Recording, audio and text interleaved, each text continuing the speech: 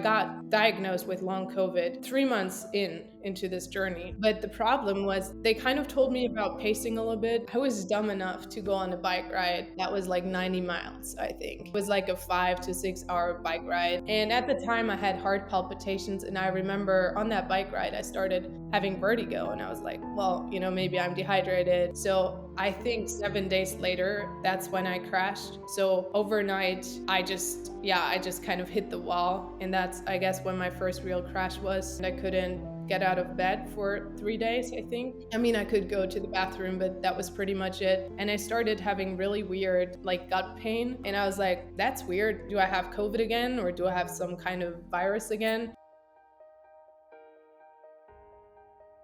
In terms of social activities, I'm not really limited anymore, so I can, go out and go eat at restaurants, go to bars with friends. I recently went to Oktoberfest, which is probably like, in terms of stimulus, it's probably similar than going to a festival. Yeah, I don't know if there's more stimulating things you can like attend. I can go to the movies. It's not anything near as where it used to be, so. How's it going, guys? Miguel here with CFS Recovery. In this video, we have Alena all the way from Germany. She's doing awesome. She is a long COVID case, long COVID slash CFS. She was very debilitated at that point. Now she's really, really starting to live her life again, doing all the things she used to do back. And I wanted to bring her on here just to give you guys some inspiration and show you what's possible. So Alena, it's great to have you here. Want to quickly introduce yourself? Yeah, sure. Thanks for having me, Miguel. Hi, everyone. My name is Elina. I'm 27 years old. I live in Germany, in Munich. And I came down with long COVID slash MECFS mid last year.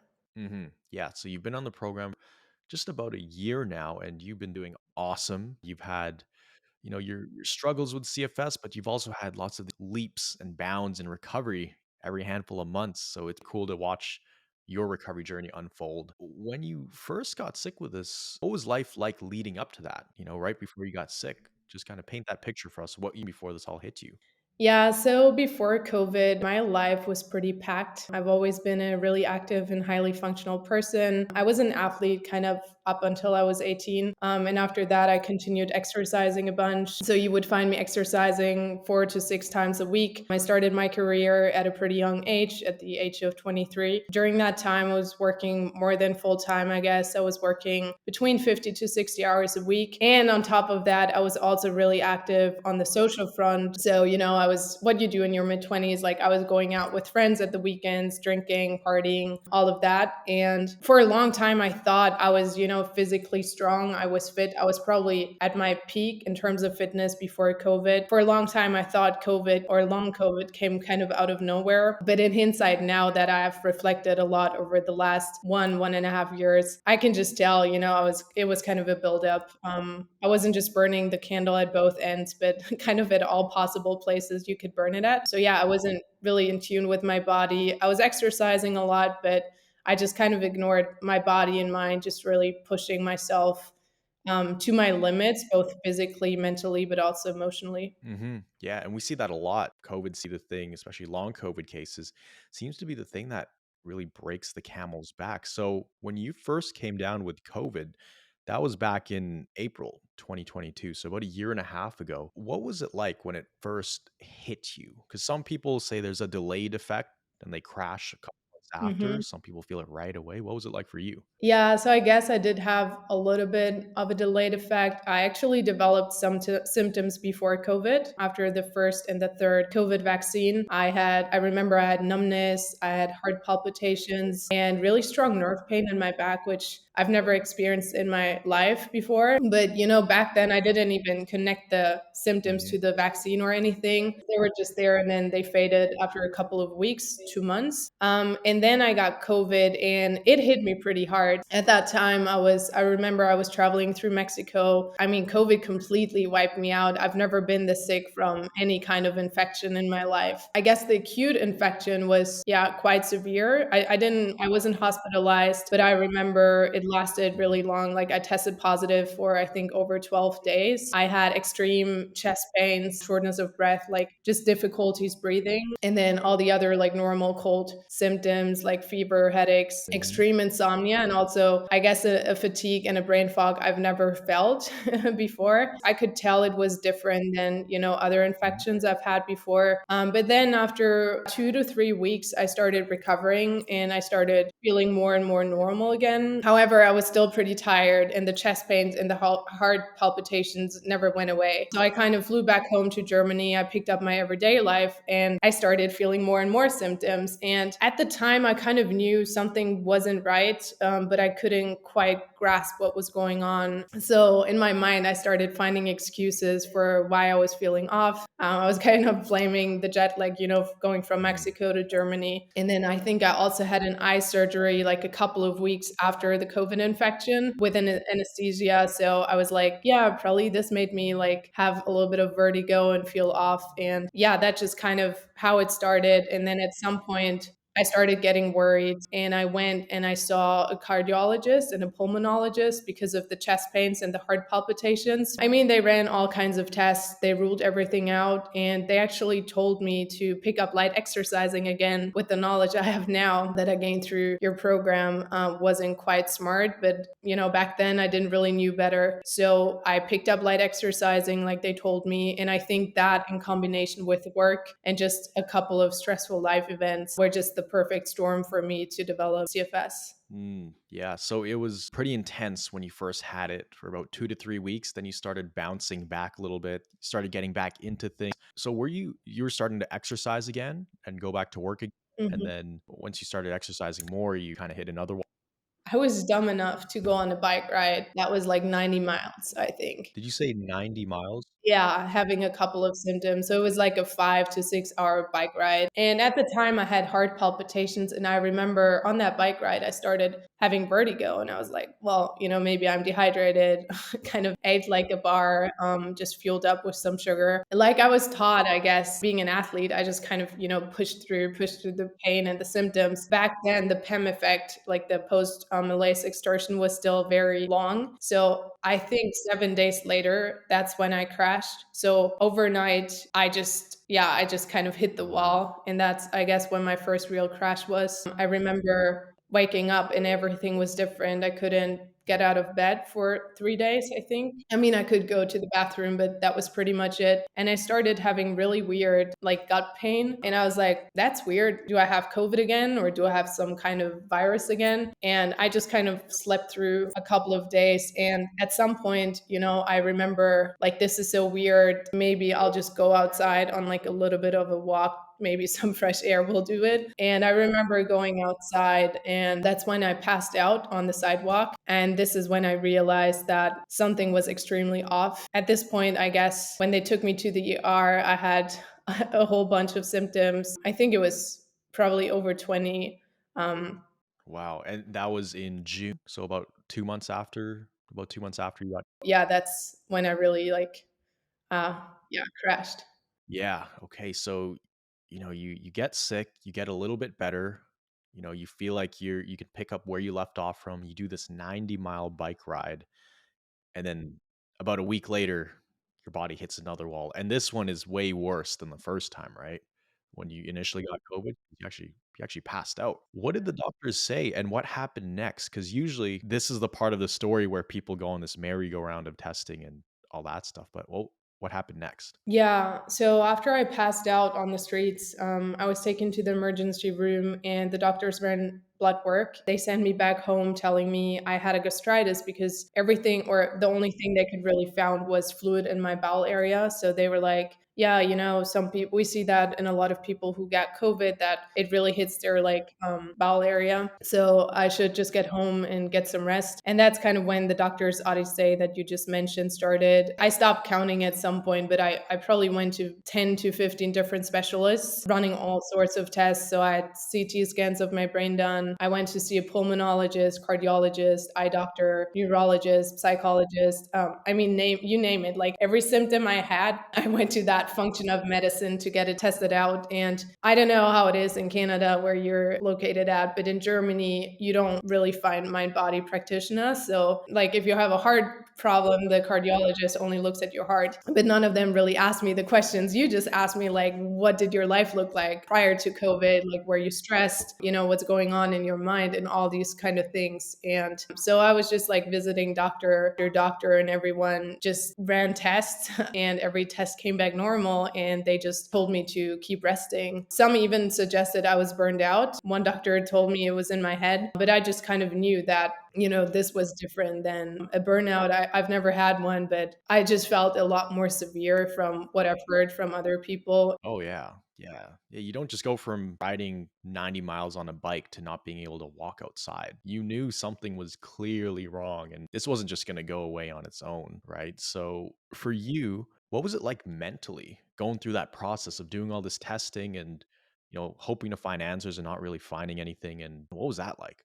Yeah, so I think the first months I was kind of like still in functional mode. I don't even know how I did it, but went from doctor to doctor, and I was kind of crushed every time I left the doctor's office. And you know, my family tried to build me back up, and my friends, and they're like, it's fine. Like, you just go and you get other things and tests run. And a couple of doctors started suggesting to go and visit a long COVID clinic. So I got diagnosed with long COVID 3 months into this journey, which, you know, is comparably fast, like, compared to other people going through this. But the problem was they kind of told me about pacing a little bit, and they told me like a couple of things I should watch out for. But even the clinic, like specialized for long COVID, couldn't tell me what was going on. They couldn't tell me it's my nervous system, what you told me. And so I went back home and I was like, well, if the specialists don't know how to get me better, I mean, I asked them and I'm like, you have a lot of people like coming in with long COVID, like, what's the trajectory? How fast do they recover? And they're like, we can literally not tell you how long it's going to take. And we cannot promise if you'll ever be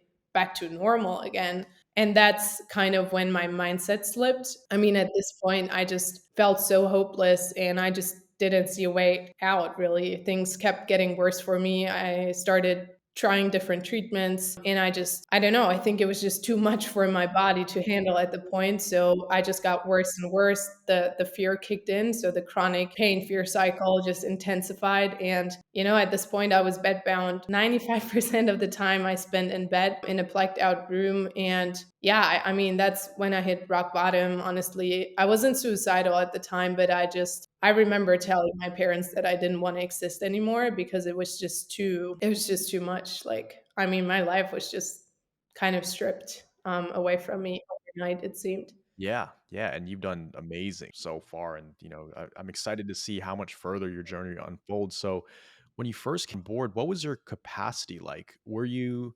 Because I can't quite remember exactly, but I know you weren't too functional when you first joined. Yeah, so it was funny because I think before I got diagnosed with long COVID, I reached out to friends and I was like, can you guys just ask your friends and family? Surely there must be someone out there Mm, who's experiencing the same. It can't be that I'm the only one experiencing this. And that's kind of when I got aware of what long COVID could be. And then I reached out to a friend of mine, and he actually told me about the nervous system. But back then it didn't really make sense for me in my head. I wasn't really receptive at the time. So then I went through like the doctor's route. And when I hit a dead end on that side, I reached out again to friends and I was like, is there anyone else you know who has, like, you know, long COVID? And it's funny because once you open up and you ask friends and they ask friends of friends and like families reach out, I think within a week I found 5 people in Germany who either had long COVID, post-vax, or CFS. And that's actually when I met like one of the guys who told me about your program, and he pointed me to your mm. YouTube channel. Luckily, I'm not sure where I would be today if that wasn't the case. But yeah, that's basically, you know, when I kind of regained hope and I was like, maybe that is just my nervous system, as debilitating as these symptoms are, and I can basically heal myself. So that's kind of when I took the journey into my own hands. Mhm. Yeah, you were nowhere near the capacity you are at today. You've gotten so much better. But when you first came on board, why did you decide to join Recovery Jumpstart versus any other program online? Yeah, I actually didn't look at other programs because at the time I knew nothing about brain retraining and neuroplasticity. Now I'm a bit of a geek and I know, what's out there in the market. But back then, I mean, your Mhm. program was honestly the first one I came across. And before I knew about your program, like I said, I was introduced to your YouTube channel. And I remember, I think 2 weeks before I joined the program or we had the application call, I started kind of binge listening to your videos, Miguel. Just the whole theory of the hypersensitive nervous system immediately resonated with me. And I remember starting to do the brain retraining exercise for chronic pain that you have on your channel. And I think after 2 weeks, I got rid of my chest pains. And I was like, wow, like I literally just got rid of my pain like within 2 weeks just by imagining how my pain centers in my brain like dim down and light up and dim down again. And I don't know, at that point it was just a no-brainer for me to join your program. And yeah, your videos just kind of planted a seed of hope in me that recovery was possible. And you know, when you're in that state of like deep frustration and hopelessness, it just I don't know, it just felt right to join. Yeah, and it's so cool to see all these different groups come in and individuals. And sometimes you're having a great week and everybody's drawing inspiration from you and your wins. Other times you're in a major adjustment and you're drawing inspiration from other people. So it's like this constant balancing act, but overall, as a collective group, everybody is moving forward. And that's the cool part about this. So we see a lot of cycles of people coming through the program. And it's so cool when you can start the program with somebody and you both or you and your group are getting better at the same time. So it's almost like you're on this journey with other people as you guys are getting better. It's like this whole transformation. Now, just to give people an idea of where you were at when you first started a year ago with the program, what was your capacity like and what was your level of functioning? Yeah, I wasn't too functional, but it was actually funny because I think at that point I had stabilized a little bit. So I remember when you guys asked me like, "What's your activity level throughout the day?" I was at that point I think I was able to go outside and go on a walk every day, but that's all I could do. So I would do everything to just move my body and walk because I don't know, some part of me in my mind thought that I guess still exercising or like movement is the way out. But once I started doing the brain retraining and I stopped having so much fear around the symptoms, I actually kind of went into that fatigue stage you talk about where you Mhm. suddenly stop running on adrenaline and cortisol probably, and your capacity just kind of drops. But it felt for the first time my body just kind of relaxed and came out of that like chronic fight and flight response. So my capacity dropped. I couldn't go on walks anymore. Like I was pretty much in bed or on the couch. I'd say 90% of the time. Like I could take showers, I could go to the bathroom, but I couldn't really cook food. I couldn't walk. I couldn't have friends over. I could probably like, be on the phone for a little bit, but that's pretty much it. That was my capacity. Yeah. I mean, we see patterns in so many different cases. So if we see anything that, could be a roadblock for you or things that you're doing great and we could be like, "Hey, you just keep this up, you're going to be out of this adjustment period by the end of the week. Like you're doing everything perfectly." So it's a massive help. So for you, I mean, you've had so many wins in the program. I remember you would post a lot. And it was awesome seeing. We encourage people to post as many wins as possible. But for you, what was big turning points early on where you were like, wow, this stuff actually works. I'm actually making great progress. What was one of the early mind shifts for you? I guess the first mind shift was that recovery is possible. And I think that's also a mind shift that kind of has to happen for people to recover. You don't have to believe it from day one. Like you still doubt it a lot throughout the way, but it's just planting that seed of hope and kind of reinforcing that over and over again. And I think in the beginning of my journey, it was more about mental wins, like mind shifts wins, because I think with brain retraining, it just, for some people it's faster, but for me it took quite a long time to see physical progress. So it probably took like 4 to 5 months of, consistently doing brain retraining day in and day out and kind of applying all the tools and techniques that you guys taught me. What I found, like, I guess shifts I found on very early was like the way my mind works. And I feel like there was so much clutter in my mind when I started the journey, and I could just tell week by week, like I would have to swat less negative thoughts because my mind would just calm down a lot more. And I also kind of learned how to rest,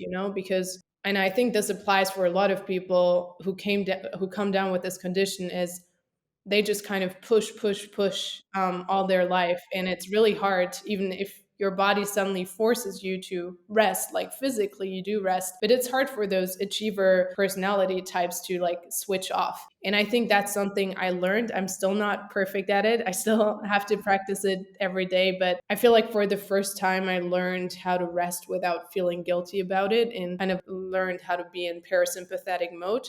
Rest is sometimes the most productive thing you can do. Yeah, and that mental rest, that mental slash emotional rest. Because I think my biggest hurdle and your one of your hurdles, and we see it in actually every single case, is people think they're resting. And yes, they are resting, but physically.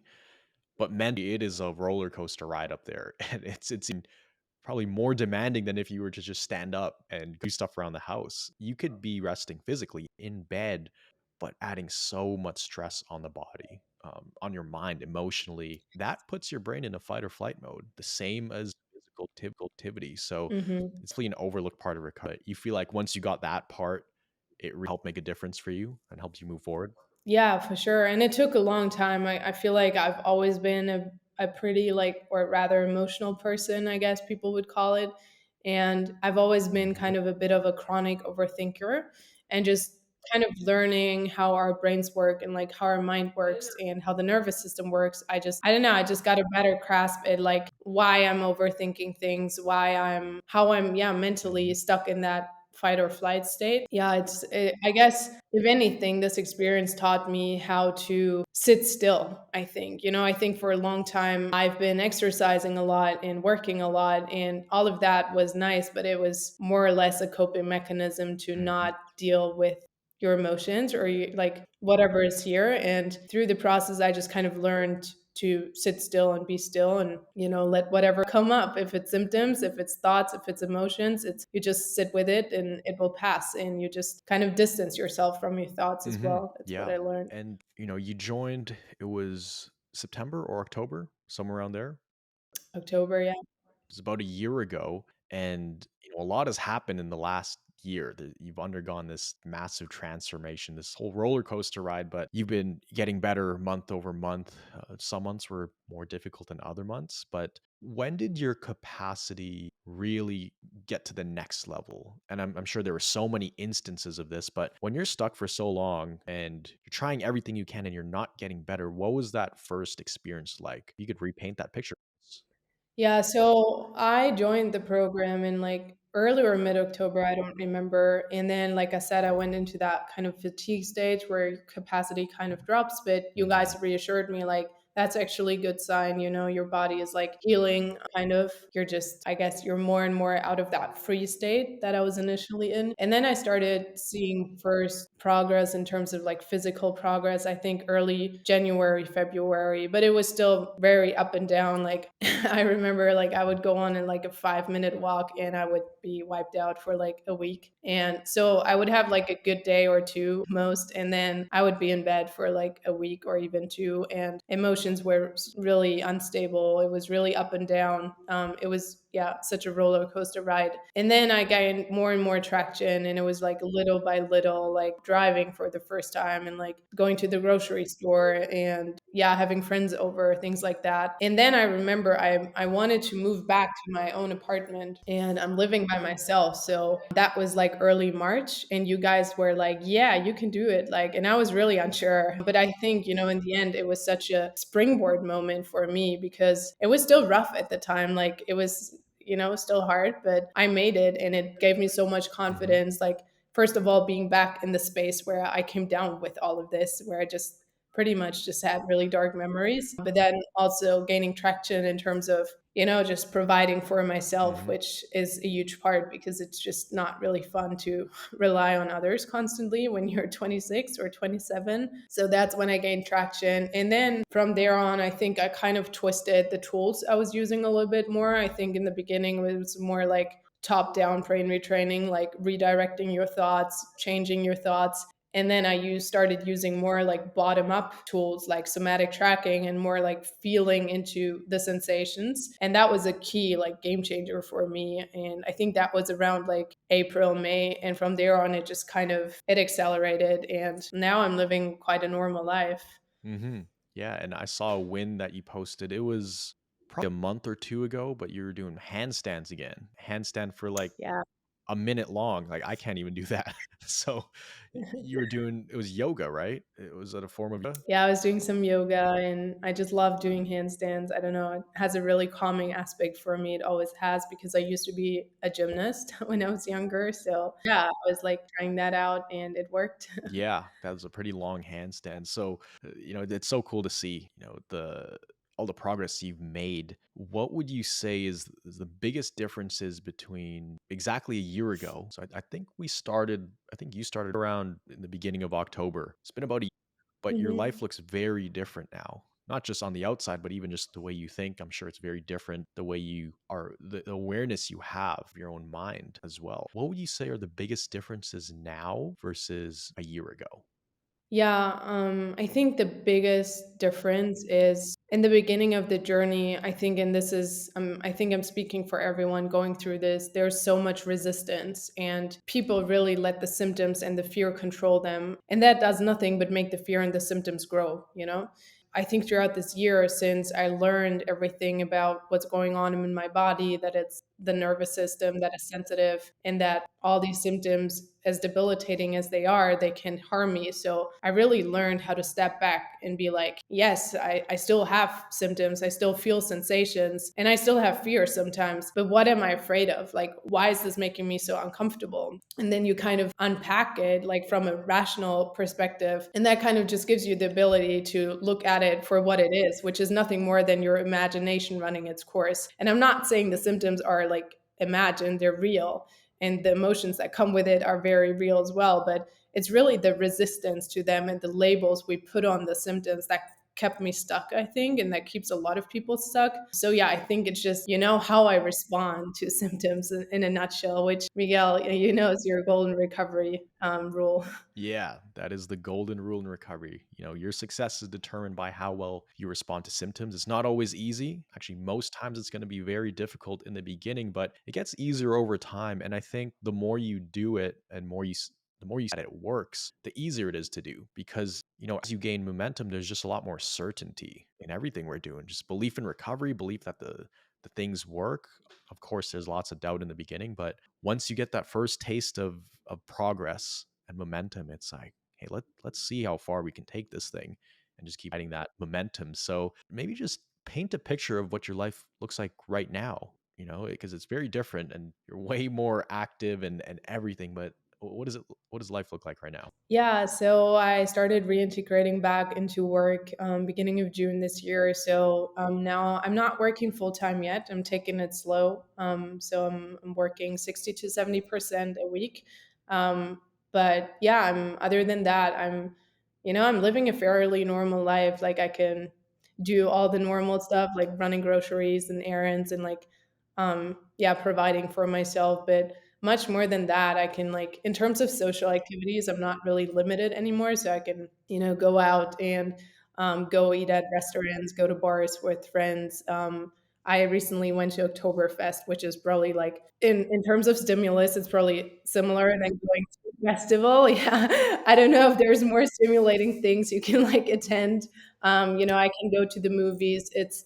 Um it's really yeah, pretty much normal. It just I haven't exercised yet, so that's a milestone I'm still, aiming to achieve, then working full time. And then I haven't traveled yet. I was meant to fly out to Spain last week, but then I contracted COVID, so I had to stay home. But yeah, I mean, it's really just traveling, exercising, and working full time again. That's kind of, on my vision board that I still want to achieve. But yeah, other than that, I still have symptoms here and there, but it's not anything near as where it used to be. So even on days where I have symptoms, I'm still quite functional. I do have to rest a little bit more than, a normal person would, but I can still like live with it.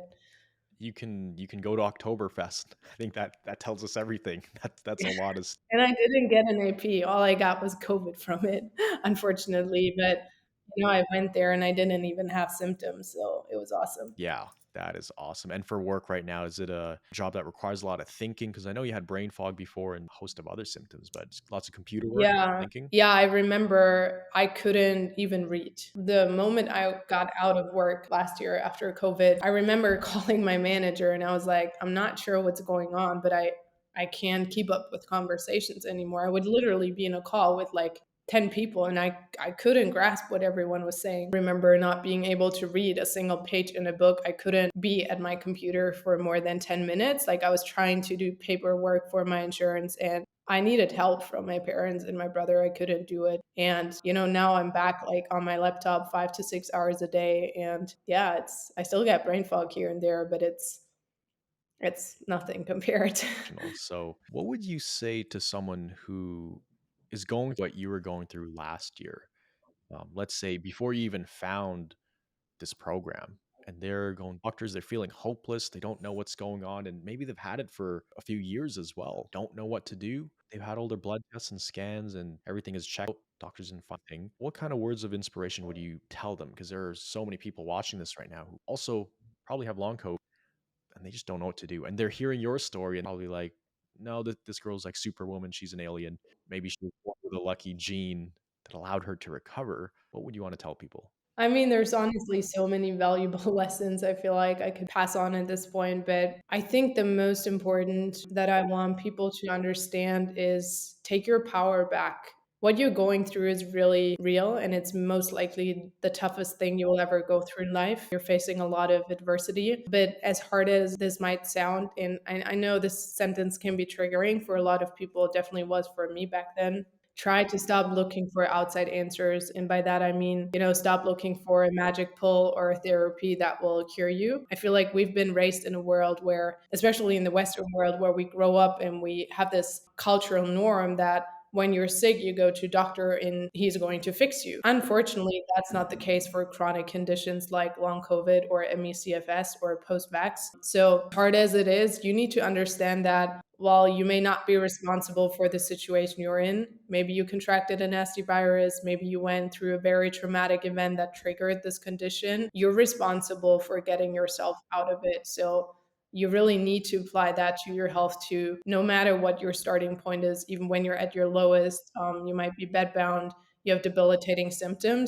Only you can get you to where you want to be. You have got to put in the work day in, day out because no one else is going to recover for you. I know that can be triggering for some, but I wish some people would have told me that earlier on in my journey.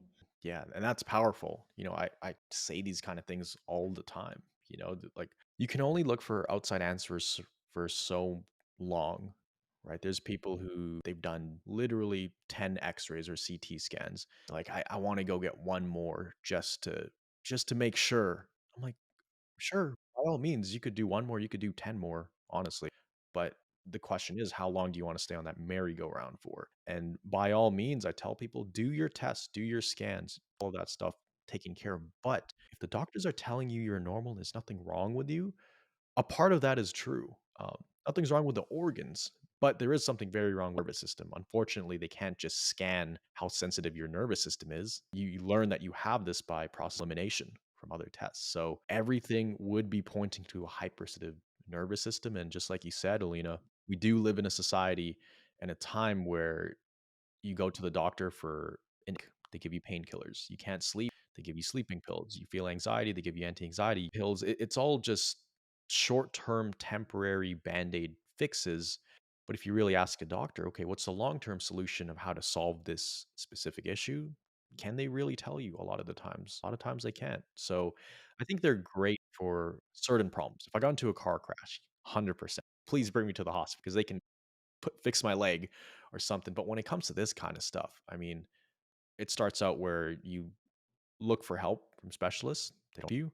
So then you try to help yourself with all these different things, supplements, all of that stuff doesn't work. And then usually when people are most ready for change is when they're at rock bottom and they have nowhere else to turn. And they're like, I have nothing else to lose here.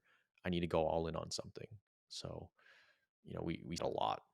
We see that a lot.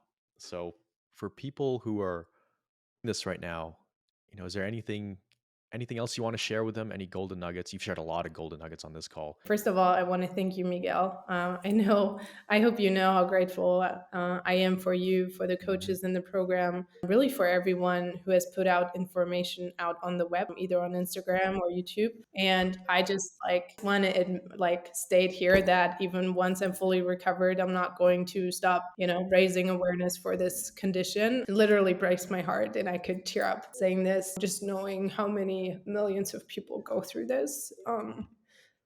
Yeah, literally, like parents who don't get to see their children grow up, and also, young adults like me who completely lose their lives. And yeah, I'm just going to, keep advocating for this because I feel like a lot of people recover and then they just kind of go back to living their life, which is great, but then they don't report back to the community. And it's like, guys, there's hope. And watching recovery stories on your channel, but also on other channels, was really one Mhm. of the key tools I used throughout my worst days. So yeah, I actually also created an Instagram page because there's a lot of folks in Germany, Mhm. like especially older people who don't understand English, or their brain fog and cognitive symptoms don't allow them to Mhm. understand English. So I'm kind of sharing my tools and like my experience there with the German crowd.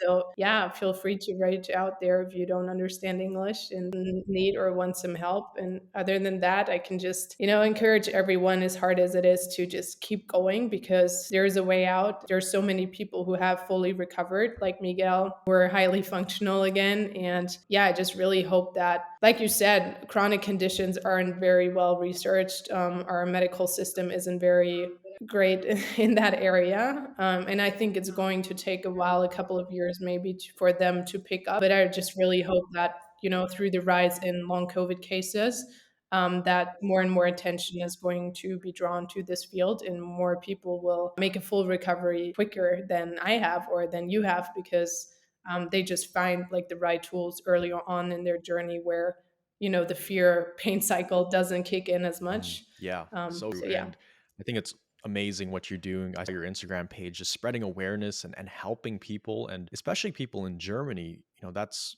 a program. There are so many Germans, who join. Something with the air over there in Germany. Maybe it's a lot of stress over there, but It's not the Yeah, it's the culture. I think generally speaking, and that doesn't just apply for Germany, is like, I don't know, I feel like being busy is the new status symbol. It's almost cool that you're busy and overworked and you don't take rest. And, I think a lot of people, including me, that's why we struggle to really rest and find rest productive because we're kind of raised in this world where the more stress you have, the better and cooler you are. So I think that's exactly why, like, a lot of Germans are very workaholic. So I think that's why a lot of them come down with this. yeah, and it's that idea of rest is for the weak or something, or rest is a sign of weakness. You should just go, go, go, be on that grind. So yeah, a good portion of our program currently, about 30% of it is probably from Germany. So I think it's great that you're helping that demographic out, especially people who don't have English as their first language.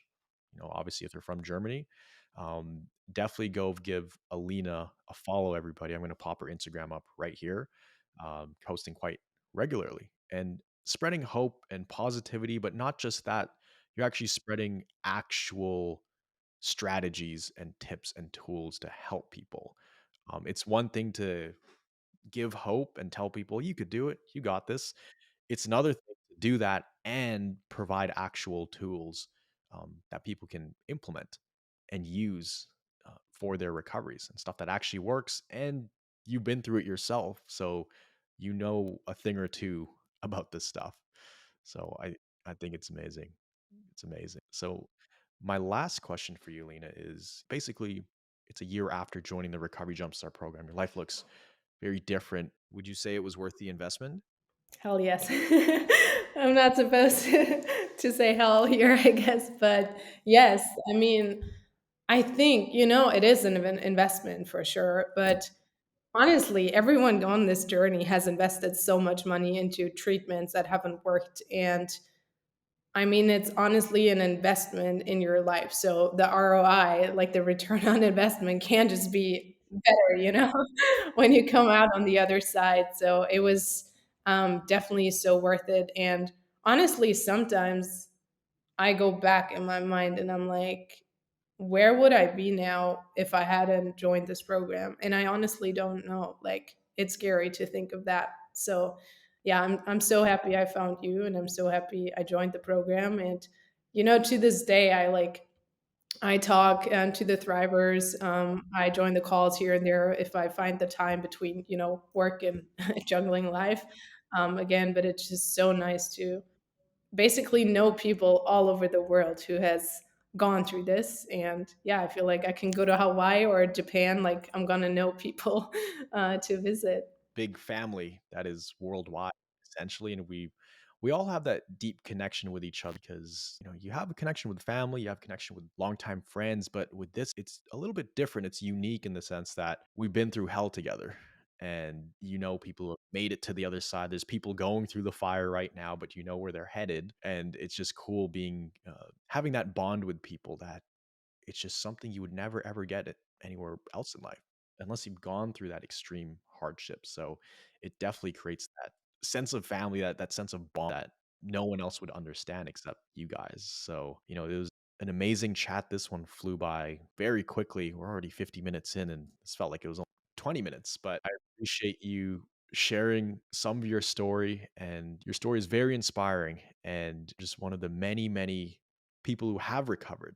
And I just want to make it my mission to share more people's stories like yourself, get it out to the world to show people that this is possible. Because, like you said, there's so many people, once they recover, they just kind of get on with life, go on to the next chapter. They disappear, which is great. It's great for them. I'm so happy for them. But it's great you're coming back and sharing your experience with others. So really appreciate your time, Alina. I know this is going to inspire a lot of people. And for you thrivers watching this right now, Alina dropped a lot of golden nuggets here. Definitely watch it back again. As I say in every video, watch them all back because it's gonna give you that language of recovery. You're looking at someone and listening to someone who has been in your shoes before, who's been through the trenches, been through the fire, and now she's starting to really, really live her life, thrive.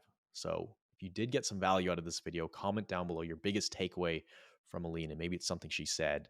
And if you did want extra help, you can apply for the Recovery Jumpstart program. We do an application basis just to make sure people are the perfect fit. We want to know that we can help you without a doubt that you're ready for this thing. So that way we can help you get to thriving health. You can click the link below. I'll leave the link there. But I'll remember that you are a thriver and you are just one mind shift away from living a life with thriving health. We'll see you all in the next video. Thanks so much, Alina.